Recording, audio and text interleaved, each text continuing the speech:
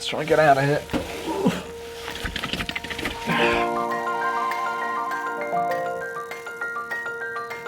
Look what I've spotted. And then I need to make a decision of where I'm going to sleep tonight, because I don't really know.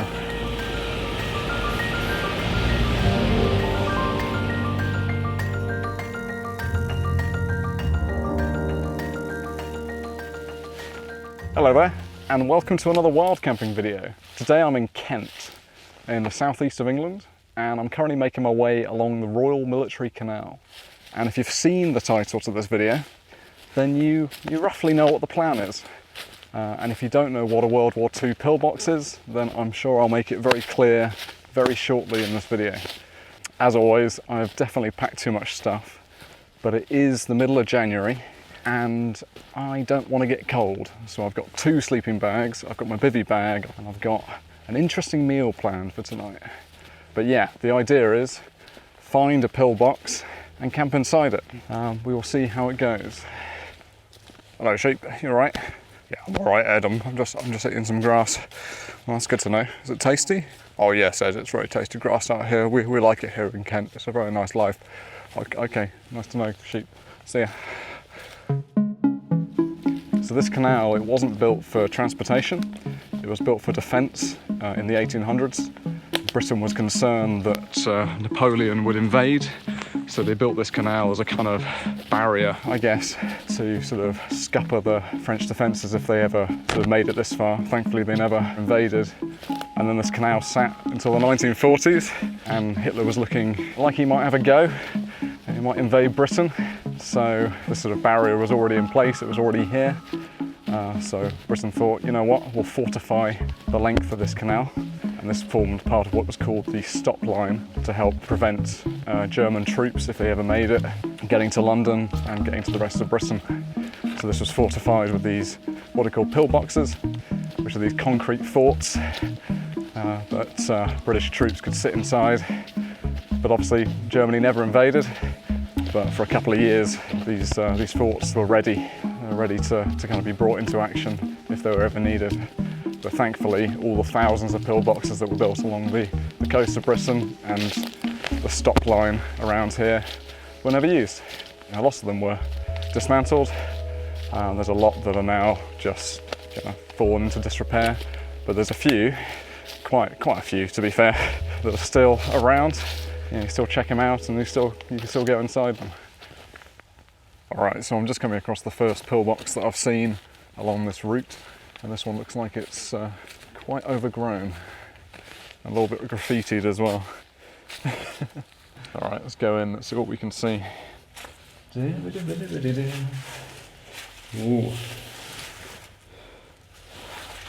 Oh no! This one's just full of water. Oh yeah. Maybe we won't go inside this one.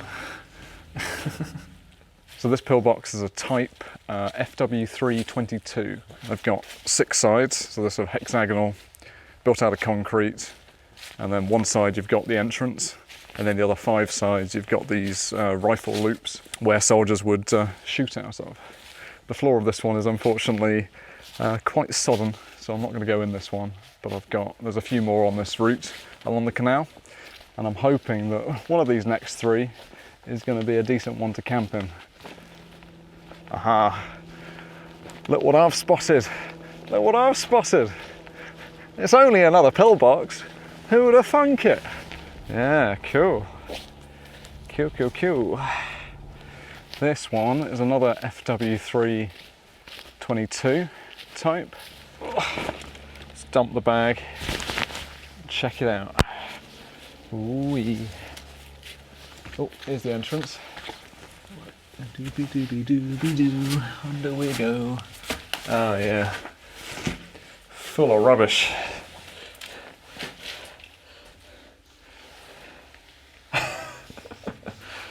Full of rubbish. It's a dustpan and brush though. Leaves a lot to be desired comfort-wise, that's for sure.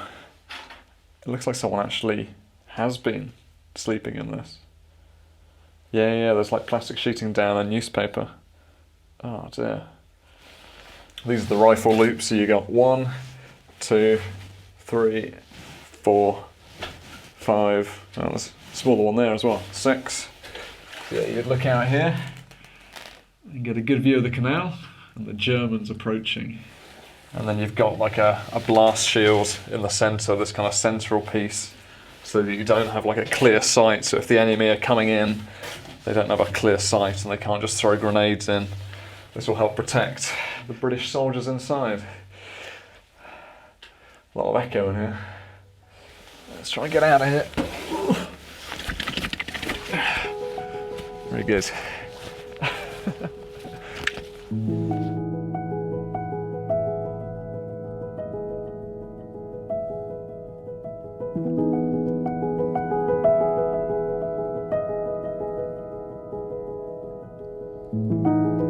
So the next one is just a few hundred metres away, right by this railway bridge where the railway crosses the canal. It's a very strategic point. Ooh. Sunlight streaming through this one. Oh yeah, that's disgusting. Cool though.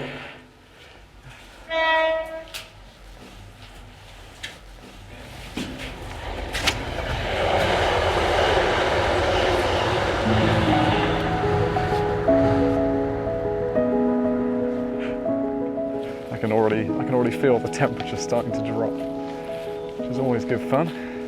But then what do I expect? Trying to camp in January. I'm starting to think that camping inside the pillbox might not be the most pleasant thing in the world.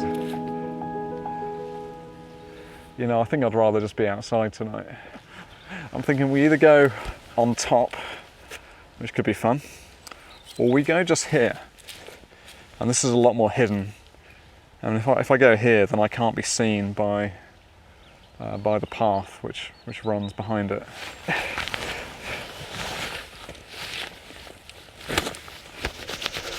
Oh yeah, it's getting chilly. Right, food I think. So first things first, let me get something to sit on so I don't get a wet bum. Well, that'll do. Yes. That's it. Get my cooking gear out.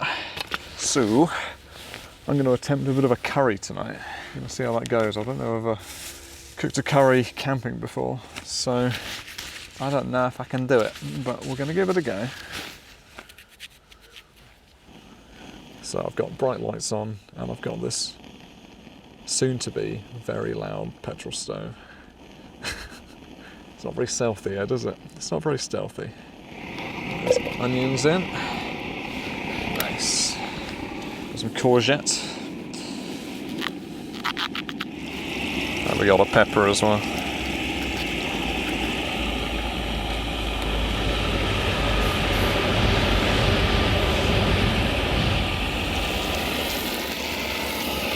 Now we add some chickpeas. Water and all. A little bit of curry powder. Oh, I think there's paprika mixed in there as well. Oh well. And then this one, I've got sort of coconut cream milk stuff I can all dump in. And that should get nice and creamy.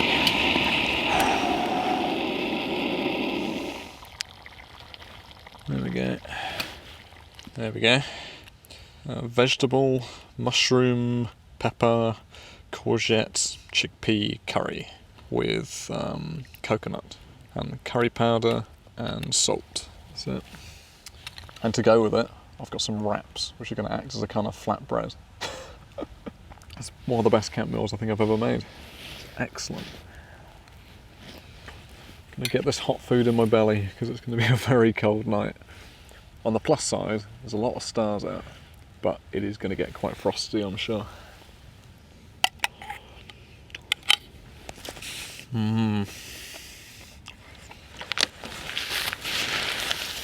So I've altered my plan slightly. Instead of camping by the side of the pillbox, I'd like to sleep on top of it. So I'm going to shift my stuff up there and lay out my bedding. And we'll sleep on top of a pillbox tonight. There we go. Looks comfortable enough, right? So we've got small ground sheet, bivvy bag, sleeping pad, inflatable, First sleeping bag and second thinner sleeping bag. I think that'll keep me warm tonight. I've never camped in a bivvy in weather this cold, so we'll find out.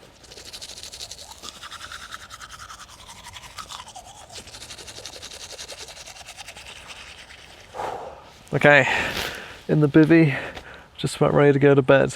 There's one last thing I want to do. Because my face is going to be quite exposed to the elements tonight, I thought it might be quite good to have like a buff to put over my mouth and nose.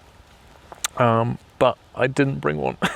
So I'm going to makeshift one out of a pair of underwear. These are clean, by the way. It's a spare pair. And I figured I could just shove my head through one of the holes and then tuck it like that through one of the leg holes. Put my hat back on. Take the glasses off, obviously. And that's me. Cool. Alright. Well, I am going to go to sleep because I'm shattered. And I hope that the setup keeps me warm. Good night.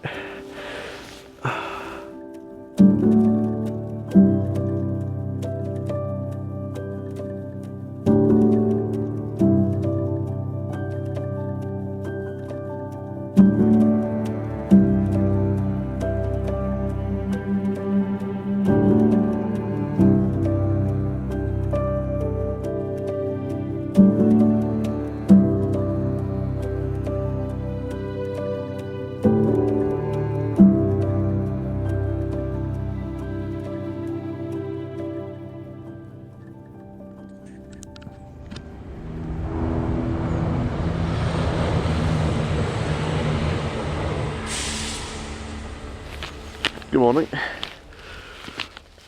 Not gonna lie, that was a very cold one last night. I think I've warmed up again now, but I don't know, I slept pretty well until about 2-3 o'clock. And then after that, I was just able to do a slog. I was getting like half an hour waking up, another half an hour waking up. The top of the sleeping bag here is pretty damp.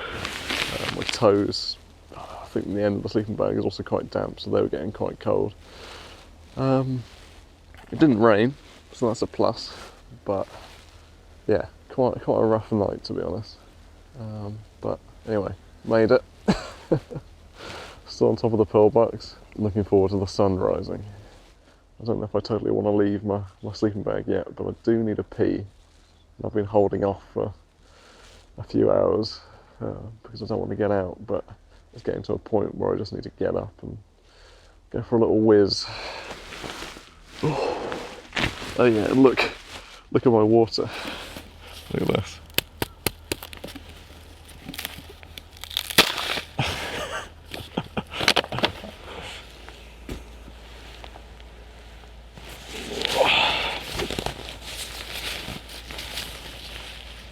Oh wow, icy.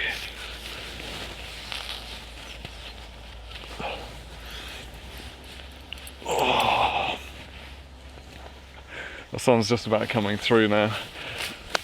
Let's call this oh yeah, this has got damp. Yeah, I think the bivvy bag does a good job of keeping sort of moisture out, but it also does a very good job of keeping moisture in. So anything inside, like a sleeping bag, becomes very sweaty. Oh yeah, look at this. And frosty, wow. That's inside the bivvy bag. Wow. Yeah, it wasn't a warm one, was it? Yeah, that's soaking. Let's get this stuff packed away.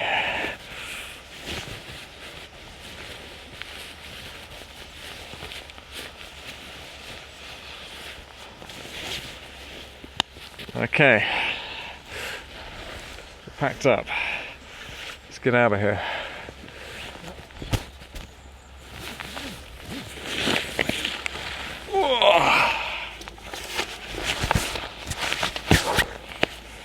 See you, Pillbox.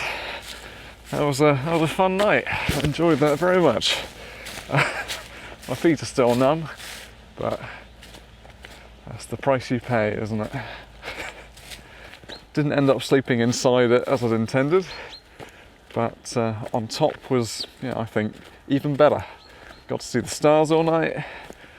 That's the first time I've used that bivvy outside in such a cold environment, so it was good to see that it held up, even though it did get quite sweaty in there, and yeah, it got my sleeping bag quite damp. Anyway, this is where I'm going to leave you for this one. I've got a few miles of walking on the Royal Military Canal ahead of me this morning, so I'm going to enjoy that. But thank you very much for watching.